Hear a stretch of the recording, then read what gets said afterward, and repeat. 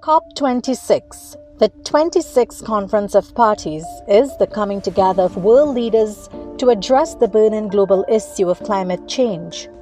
This 26th session, which is being held in Glasgow, Scotland, comes against the backdrop of COVID-19 pandemic, which seems to be competing for the international center stage with the worldwide effects of climate change or global warming as it is sometimes referred to. This session runs from November 1st to the 12th and is expected to be addressed by Prime Minister of Great Britain, the host, Boris Johnson, and the United States President, Joe Biden. Other world leaders, including Dr. Keith Rowley of Trinidad and Tobago and Barbados Prime Minister Mijister Mottley, have already spoken at the conference. This conference also comes against the backdrop of extreme weather conditions globally, forest fires in Australia and the Amazon, food shortages, and runaway emissions.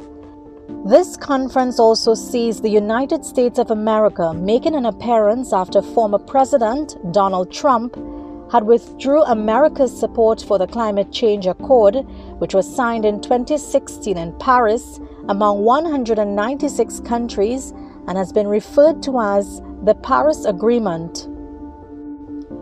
To fully appreciate the significance of COP26, it is important to revisit what the Paris Agreement entailed. This agreement united almost all nations of the world for the first time to support efforts aimed at cutting greenhouse gas emissions, which was primarily responsible for global warming. Among other items which the countries agreed on, substantially reduce global greenhouse gas emissions, limit global temperature increase in this century to 2 degrees Celsius, while pursuing efforts to limit the increase even further to 1.5 degrees, review countries' commitments every 5 years, and provide financing to developing countries to limit climate change. Quite a great deal has happened in the ensuing years after the Paris Agreement. There have been massive floods, destruction of the flora and fauna by forest fires, massive flooding in many parts of the world, and the rare sight of hail falling in tropical Trinidad and Tobago in September this year. So the need for a decisive plan of action to tackle climate change is paramount. Thus far, the voice of the region has been heard through Prime Ministers Mijister Mottley and Dr. Keith Rowley. In her address to the conference on Monday, Prime Minister Mottley stated that all attendees at the conference had a common objective, that is, to save the planet from the effects of global warming.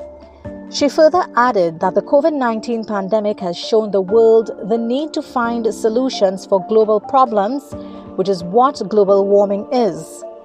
Therefore, there needs to be a strengthening of the Paris Agreement to tackle global warming. She lamented that the promised goal of 1 billion to tackle global warming has not been achieved, and that there is a slim chance of the remaining 20 billion being met by 2023.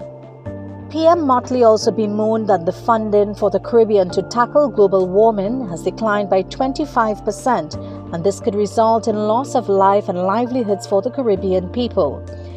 She called on the conference to deliver on the promises contained in the Paris Agreement. She ended her address by calling on world leaders to provide leadership for the people of the world and by taking decisive action to tackle the myriads of problems associated with climate change. The other Caribbean leader to speak, Prime Minister Dr. Keith Rowley of Trinidad and Tobago, called on world leaders to collaborate in an effort to save all species in the world. Dr. Rowley pledged the support of the government and people of Trinidad and Tobago, its limited resources notwithstanding, to deal with the problem of climate change. He also called on world leaders to embrace the opportunity to deal with the climate change issue. Additionally, Dr. Rowley urged world leaders to move beyond the rhetoric and pledge and take serious action in this decade to create a healthier, salvageable planet Earth. Dr. Rowley concluded by emphasizing that the positive actions taken by leaders now would be of immense benefit to future generations. Many more leaders are expected to address the conference, which comes to an end Friday 12th of November. Avellon Williams, AEM's report.